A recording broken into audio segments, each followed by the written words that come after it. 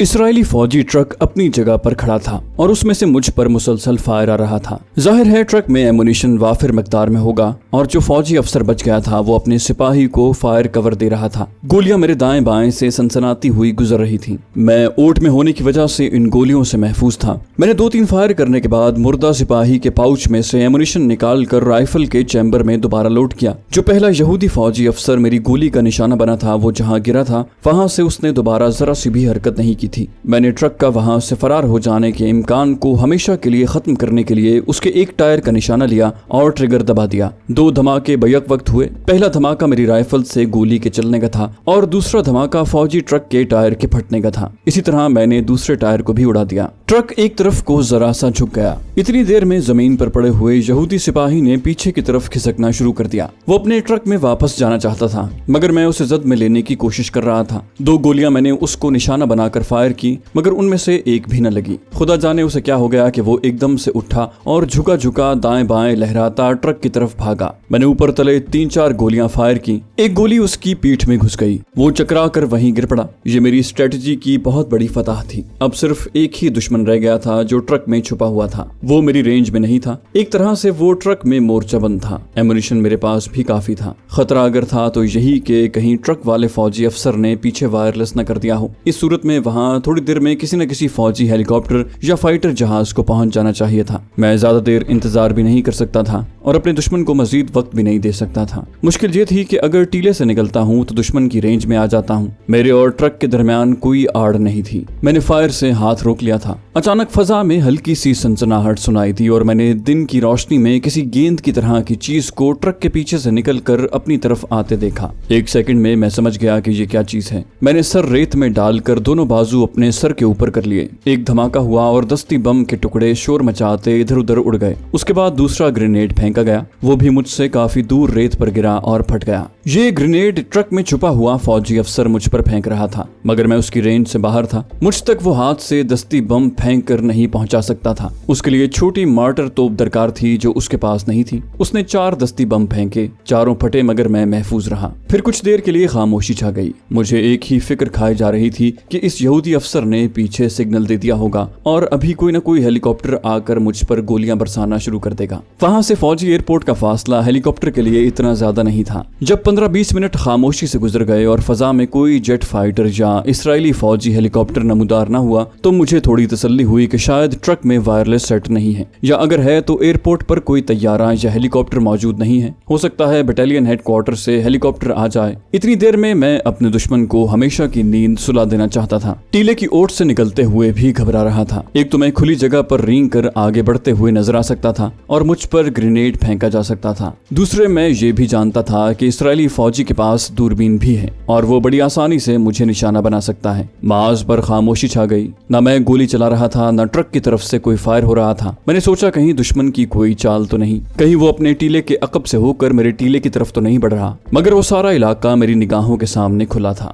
یہودی فوجی افسر کسی طرف سے بھی آتا میں اسے دیکھ سکتا تھا۔ ایک ہی خیال سے دل پریشان تھا کہ کمبخت نے پیچھے وائرلیس نہ کر دیا ہو اور اب اطمینان سے اپنے ہیلی کاپٹر کا انتظار کر رہا ہوں۔ یہ بات میرے حق میں نہیں جاتی تھی۔ مجھے ہیلی کاپٹر کے آنے سے پہلے اس باقی بچے ہوئے یہودی فوجی سے بھی نجات حاصل کرنی تھی تاکہ میں وہاں سے کسی دوسری طرف فرار ہو سکتا۔ ایسی صورت میں کہ دشمن اسلحہ لیے ٹرک میں موجود ہو میں ٹیلے کی اوٹ سے نکل کر کسی طرف بھی نہیں بھاگ سکتا تھا۔ وہ مجھے بڑی آسانی سے گولی کا نشانہ بنا سکتا تھا۔ آخر میرے ذہن میں ایک ترکیب آ گئی۔ میرے پیچھے اس یہودی سپاہی کی بے جان لاش پڑی تھی جس کو میں نے سب سے پہلے ہلاک کیا تھا۔ میں نے اس کی خون آلود فوجی بشرٹ پھاڑ کر اتار دی، پھر اپنی ہسپتال والی قمیض اتار کر اسے پہنا دی اور اسے کھینچ کر ٹیلے کی چوٹی پر لے گیا۔ میں نے اس کے بازو کو دبوچ کر اتنا اونچا کر دیا کہ اس کا سر دور سے نظر آ سکتا تھا۔ اس کے ساتھ ہی میں نے عبرانی زبان میں پوری آواز سے چلا کر کہا، میں ہتھیار ڈالتا ہوں۔ ٹینک کی آواز کے ساتھ ایک گولی آئی اور یہودی کی لاش کا سر پاش پاش ہو گیا۔ میں نے اسے ایک دم سے نیچے گرا دیا، یہ تاثر دینے کے لیے کہ گولی مجھے لگی ہے اور میں پیچھے گرا ہوں۔ اس کے ساتھ ہی میں ریت کی ڈھلان پر سے پھسلتا ہوا نیچے آ گیا۔ اس کی اوٹ میں سے ذرا سا سر باہر نکال کر ٹرک کی طرف دیکھا۔ میرا اندازہ یہی تھا کہ یہودی فوجی افسر نے مجھے گرتے دیکھ لیا ہے اور اب وہ میدان صاف پا کر میری لاش اٹھانے ٹرک میں سے نکل کر میری طرف آئے گا،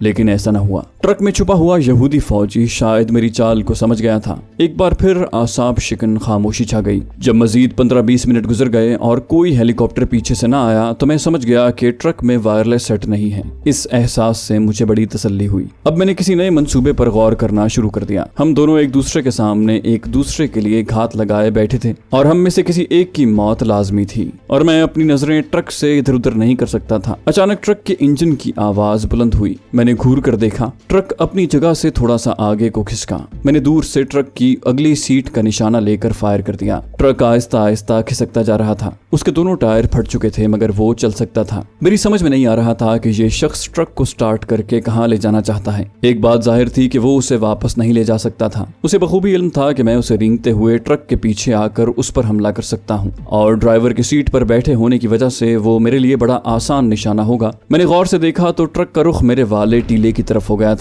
और वो आहिस्ता आहिस्ता मेरी तरफ रेंग रहा था। मैंने ड्राइवर की सीट पर 2-3 गोलियां चला दी मगर ट्रक उसी तरह रेंगता रहा। वो पथरीली जमीन पर रेंगते हुए एक तरफ से उछल रहा था। अभी जमीन पथरीली थी, वो रेत की हुदूद में दाखिल नहीं हुआ था। ये यहूदी अफसर किस लिए आ रहा है? क्या ये खुद मरना चाहता है? मैंने राइफल को फिर से लोड किया और अच्छी तरह से ट्रक को टारगेट बनाकर जमीन पर लेट गया। ट्रक में ड्राइविंग सीट की स्क्रीन टूट चुकी थी। ट्रक बराबर जूं की चाल से रेंग रहा था। इसका मतलब यही था कि यहूदी फौजी सीट पर बैठा हुआ नहीं है बल्कि नीचे सिमटा हुआ है और मेरी गोली इंजन को चीर कर उस तक नहीं पहुंच सकती थी। मैंने ट्रक के रेडिएटर को निशाना बनाकर लगातार 3 फायर किए। ट्रक रुक गया। उसके साथ ही ट्रक की खिड़की में से एक हैंड ग्रेनेड ऊपर को उछला और मुझसे थोड़े फासले पर आकर गिरा और फट गया। मैंने सर नीचे कर लिया था। अब मैं समझ गया कि अय्यार यहूदी अफसर ट्रक को मेरे करीब क्यों ला रहा था। वो अपने और मेरे दरमियान हैंड ग्रेनेड के लिए फासला कम करना चाहता था। चुनाचे कमबख्त ने थोड़ी देर के बाद मुझ पर दस्ती बम फेंकने शुरू कर दिए। मुझे सबसे बड़ा फायदा ये हासिल हुआ था कि मैं रेत के टीले की ओट में था। कोई दस्ती बम बिल्कुल मेरे सर पर आकर ही फटता तो मैं हलाक हो सकता था। मैंने भी फायरिंग तेज कर दी थी। अब मेरा निशाना ट्रक के पेट्रोल की टैंकी थी जो ट्रक के पहलू में नीचे की जानिब थी और मेरी रेंज में नहीं थी। मैं टीले के पीछे से घूमकर दूसरी तरफ आ गया। यहाँ से ट्रक का अकबी हिस्सा दिखाई दे रहा था जिस पर तरपाल का पर्दा गिरा हुआ था। मैंने बड़ी दिक्कत के बाद ट्रक के पेट्रोल की टैंकी को ढूंढ निकाला। पीछे टायरों के ऊपर से मुझे पेट्रोल की टैंकी का सिर्फ एक कोना ही दिखाई दे रहा था। मेरे लिए इतना ही बहुत था। एक और दस्ती बम टीले के ऊपर आकर फटा। धमाके के साथ रेत उड़कर मेरे ऊपर गिरी। मेरी निगाहें राइफल के ऊपर नाली की सतह से होती हुई पेट्रोल टैंकी के कोने पर जमी हुई थी। जब मुझे यकीन हो गया कि निशाना बिल्कुल सही है तो मैंने ट्रिगर पर आहिस्ता से पहला दबाव डाला और फिर इंतहाई सुर्रत से काम लेते हुए ट्रिगर दबा दिया। अब जो धमाका हुआ उसने एक बार सारे सहरा को दहला कर रख दिया। उस धमाके के साथ ही ट्रक में से एक शोला बुलंद हुआ और सारे का सारा ट्रक उसकी लपेट में आ गया। मेरा निशाना सही था और गोली लगने से पेट्रोल की टैंकी फट गई थी। उसके फटते ही ट्रक में आग लग गई थी। ट्रक बराबर जल रहा था। लाल लाल शोलों के ऊपर काला स्याह गाढ़ा धुआं आसमान की तरफ मरगूले बनाता उठता चला जा रहा था। सारे का सारा ट्रक आग की जद में आने की वजह से यहूदी अफसर भी जरूर जल गया होगा। मैं तस्दीक करने के लिए ट्रक की टैंकी की तरफ तेजी से कोहनियों के बल रेंगता चला गया। ट्रक की तरपाल जल कर राख हो गई थी और अब उसके ढांचे में से गाढ़ा धुआं उठ रहा था और किसी वक्त कोई गोली चल जाती थी। ये राइफल का एमुनिशन फट रहा था। मैंने देखा कि ट्रक की अगली सीट भी शोलों की लपेट में थी। इर्द गिर्द कोई नहीं था। मैं उठकर चारों तरफ देखता राइफल ताने ट्रक की तरफ आया। ट्रक से चंद कदम के फासले पर उस यहूदी फौजी की लाश पड़ी थी जिस पर मैंने दूर से फायर किया था। वो औंधे मुंह पड़ा था और एक तरफ से उसका आधा सर पाश पाश हो गया था। मैंने निशाना उसके सीने का बांधा था मगर गोली उसकी कनपटी पर लगी थी। मशरूब का टिन जमीन पर पड़ा था। लकड़ी का क्रेट उसी तरह वहां रखा हुआ था। मैंने जमीन पर से थोड़ी बहुत रेत और संगरेजे उठाकर ट्रक की अगली सीट पर फेंकने शुरू कर दिए। मेरे 2-4 बार ऐसा करने से अगली सीट की आग मांद पड़ गई। अब जो झांक कर देखा तो ड्राइविंग सीट के जले हुए फ्रेम में एक इंसानी ढांचा इस तरह फंसा हुआ था कि आग ने गोश्त जलाकर चर्बी पिघला दी थी। ये दूसरे फौजी अफसर की लाश थी। मैं बेदम सा होकर पत्थरों पर लकड़ी के क्रेट के पास बैठ गया। राइफल पत्थरों पर रखी और क्रेट में झांका। लकड़ी के उस खोखे में मशरूब के टिन भरे हुए थे। अगरचे मेरी प्यास रेत में मेरे खोदे हुए गड्ढे के पानी ने बुझा दी थी लेकिन टिन के मशरूब को मैं नहीं छोड़ सकता था। एक टिन को खोला और मुंह से लगाकर गटागट पी गया। ठंडा और मीठा मशरूब हलक में गया तो आंखें खुल गईं। अब मैंने लकड़ी के क्रेट की तलाशी ली। उसमें एक जानिब नस्वारी रंग के प्लास्टिक के चौकोर डिब्बे में गुलाबी रंग के बीफ के 10-12 पार्चे एक दूसरे के ऊपर रखे हुए थे। ये बीफ ही था क्योंकि मैं जानता था कि यहूदी खिंजीर नहीं खाते। भूख से बुरा हाल हो रहा था। गोश्त के आधे पार्चे फौरन ही हड़प कर गया। अगर ये ख्याल ना होता कि सामने एक तवील सहराई सफर दरपेश है तो सारे के सारे गोश्त को चट कर जाता। ट्रक की आग के शोले बुझ चुके थे, सिर्फ हल्का हल्का सा धुआं उठ रहा था। मैंने ट्रक में जलती हुई चीजों का जायजा लिया। उनमें वायरलेस सेट नाम की किसी शय का ढांचा नहीं था। वैसे भी अब काफी दिन गुजर चुका था। अगर इन फौजियों ने सिग्नल दे दिया होता तो अब तक वहां पर इस्राएली फौज की पूरी डेजर्ट फोर्स पहुंच चुकी होती। ट्रक का फ्रेम ही बाकी रह गया था। इंजन जल कर स्याह हो गया था और उसमें से अभी भी हल्का हल्का धुआं उठ रहा था। यहाँ गर्मी और तपिश बढ़ गई थी। मैंने लकड़ी का छोटा क्रेट उठाकर कांधे पर रखा और अपने वाले रेत के टीले की तरफ बढ़ा। रास्ते में दोनों यहूदी सिपाहियों की लाशें सहरा के तपती रेत पर इधर उधर पड़ी थी। अब मैंने उनकी जेबों की तलाशी ली। चमड़े के बटुओं में से मुझे कुल 50 इस्राएली डॉलर मिले। च्युइंगम और शनाख्ती कार्ड मेरे किसी काम के नहीं थे। उनकी राइफलें, मैगजीन पाउच भी मेरे लिए बेकार थे। जिस यहूदी की लाश मेरे टीले की ढलवान पर पड़ी थी उसकी तलाशी ली तो मजीद 15 डॉलर मिले। एक खत उसकी जेब में था जो मैंने पढ़े बगैर ही लाश की जेब में रहने दिया। उस लाश पर भी चूंटियां चढ़ गई थी। लकड़ी का क्रेट मैंने एक तरफ रख दिया। सूरज आहिस्ता आहिस्ता मगरिब की तरफ जा रहा था और रेत के टीले का साया अब मगरिब की तरफ से मशरिक की तरफ घूम आया था। मैं कमीज के बगैर था,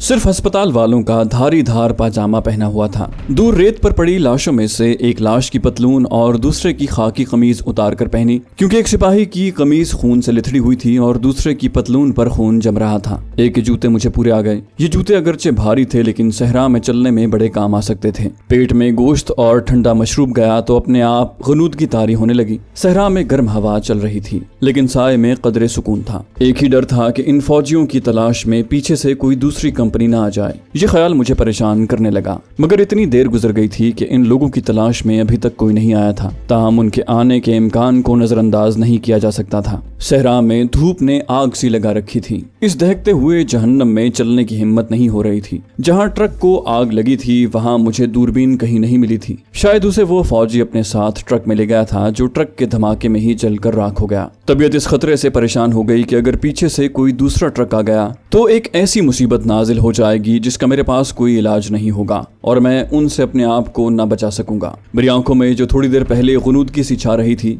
वो गायब हो गई। मेरे सामने एक तवील सहरा था जिसमें धूप की वजह से भाप की लहरें उठती महसूस हो रही थी। पीछे देखा तो संगलाख टीले दूर तक तेज तपिश में वीरान वीरान नजर आए। आसमान पारे की तरह सूरज की तमाजत से कांप रहा था। दूर से किसी हेलीकॉप्टर या ट्रक वगैरह की आवाज भी नहीं आ रही थी। कभी ख्याल आता कि पीछे से कोई नहीं आएगा। सूरज ढलने तक उसी जगह पड़े रहना चाहिए। अगर एक बार तपते हुए आग बरसाते सहरा में चल पड़ा तो फिर जिंदा न बच सकूंगा। कभी ख्याल आता कि नहीं, यहाँ ठहरना खतरे से खाली नहीं, यहाँ से जितनी जल्दी हो सके निकलना चाहिए। मैंने कोका कोला किस्म के मशरूब के टिन के छोटे गोल डिब्बों को जो तादाद में 13 थे खोखे में से निकाल कर बाहर रख लिया। इसी कश्मकश में दोपहर ढल गई। मैंने मजीद 2 डिब्बे पी लिए। अब मैंने चलने का इरादा बांध लिया क्योंकि धूप में वो पहले जैसी तमाजत और शिद्दत बाकी नहीं रही थी। कोका कोला के 10 डिब्बे मैंने कुछ पतलून और कमीज की जेबों में और कुछ पतलून की पेटी में उड़स लिए। गोश्त के पार्चे भी रुमाल में लपेट कर साथ रख लिए। राइफल में पूरा मैगजीन भरा और खुदा का नाम लेकर सहरा में चलना शुरू कर दिया।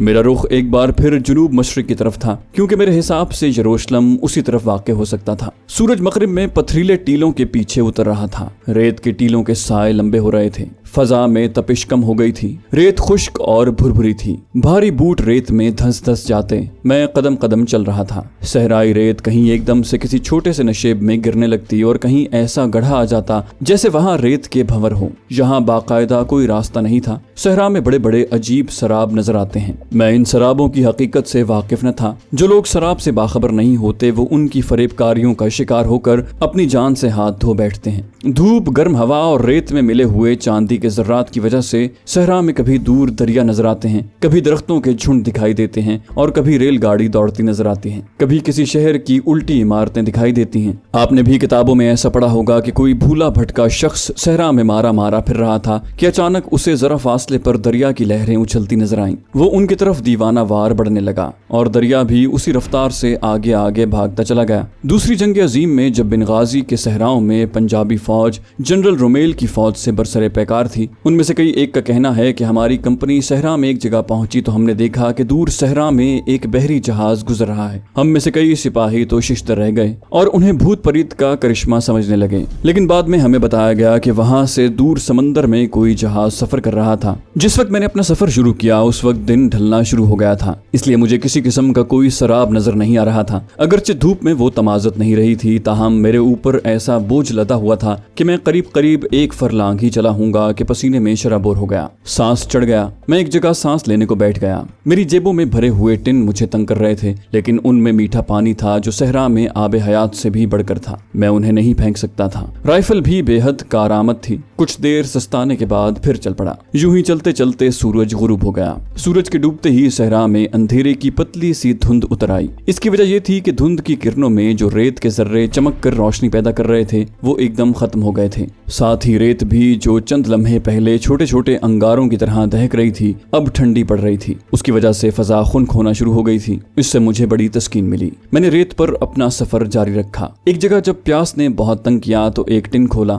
2 घूंट मशरूब के पिए और टिन जेब में रख लिया। जब आसमान पर सितारे नमूदार हुए तो मैं सहरा में काफी दूर तक निकल आया था। रेत का वो टीला जहां से मैंने अपने सफर का आगाज किया था दूर अंधेरे में कहीं गायब हो चुका था। एक पल के लिए ऐसा लगा जैसे मैं किसी समंदर में सफर कर रहा हूँ, ऐसा समंदर जो किसी करामत से एकदम से रेत बन गया है। चारों तरफ अंधेरे में सहरा की वुसअतें हद नजर तक फैली हुई थी। मशरिक की तरफ एक बड़े से चमकते सितारे को मैंने अपना रहनुमा बना लिया। उसकी रहनुमाई में चलने लगा। खुदा जाने कितनी देर तक चलता रहा हूँगा कि थक गया। बूटों में फंसे हुए पांव दर्द करने लगे। मैं ठंडी रेत पर बैठ गया। राइफल एक तरफ अपने पास ही रख दी। पांव जूतों से निकाल लिए। डिब्बे भी जेबों से निकाल कर अपने पास ही रख लिए। ठंडी रेत पर नंगे पांव रखने से बड़ी राहत मिली। यही रेत दिन में अंगारों की तरह दहकने लगेगी। मैं चल तो पड़ा मगर सहरा में ऐसे मकाम पर आ गया था कि दिन के वक्त जब सूरज सवा नेज़े पर आएगा तो मेरा बुरा हाल होगा। मेरी यही कोशिश थी कि जितनी जल्दी हो सके रातों रात इन रेत के टीलों के पास पहुंच जाऊं जिनके कोहान दूर अंधेरे में नजर आ रहे थे। इसी ख्याल से मैंने ज्यादा देर रुकना मुनासिब न समझा और चंद लम्हे आराम करने के बाद साजो सामान उठाकर दोबारा अपनी मंजिल की तरफ चल पड़ा। जैसा कि मैं पहले बता चुका हूँ, सहरा में रात को सफर करना आसान होता है। आसान इन मानों में कि सहरा में अंधेरा इतना घना नहीं होता। सितारों की रोशनी में सहरा के जर्रे हल्की हल्की लौ देने लगते हैं जो तारीकी को रोशनी की एक धीमी सी धुंध में बदल देते हैं। फजा की खुनकी और ठंडी रेत पर चलने से मुझे कोई दुश्वारी पेश नहीं आ रही थी। मुसीबत यह थी कि मुझे महसूस हो रहा था कि जैसे जैसे मैं आगे बढ़ रहा हूँ दूर नजर आते रेत के टीलों का उभार भी पीछे हटता जा रहा है। ये मेरा वहम था या हकीकत, मुझे कुछ मालूम नहीं था, लेकिन रेत के टीले उतने ही फासले पर मालूम हो रहे थे। ये फासला जैसे कम नहीं हो रहा था। मैं कदम कदम आगे बढ़ता चला जा रहा था। मेरा ख्याल है कि आधी रात तक मैं यूं ही चलता रहा। किसी जगह पल भर के लिए दम लेने को रुक जाता और फिर चल पड़ता। अब महसूस हुआ कि रेत के टीले बड़े हो गए हैं, उनका हुजूम बढ़ गया है और वो करीब आ रहे थे। मुझे प्यास लग रही थी, लेकिन मैं खुले टिन का बाकी मशरूब पीने से गुरेज कर रहा था। मुझे बेहद एहतियात की जरूरत थी। ये मशरूब आबे हयात था। इसको मैं इंतहाई जरूरत के वक्त घूंट घूंट करके पीना चाहता था। रात का पिछला पहर आ गया।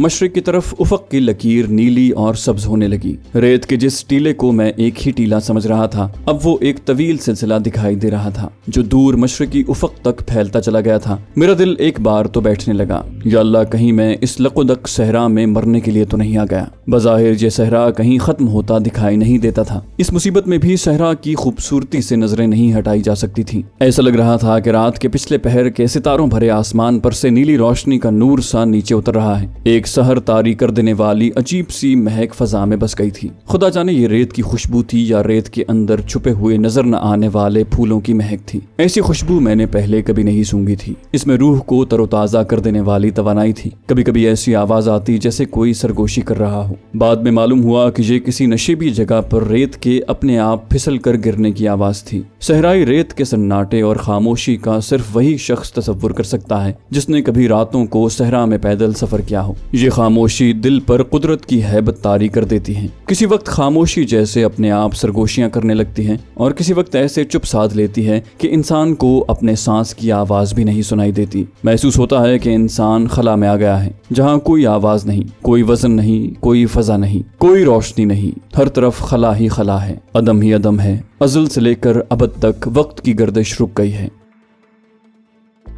तो दोस्तों, ये थी हमारी आज की एपिसोड। उम्मीद करते हैं आपको हमारी कहानी पसंद आई होगी। जाने से पहले इस वीडियो को लाइक कीजिए और शेयर करना मत भूलिए।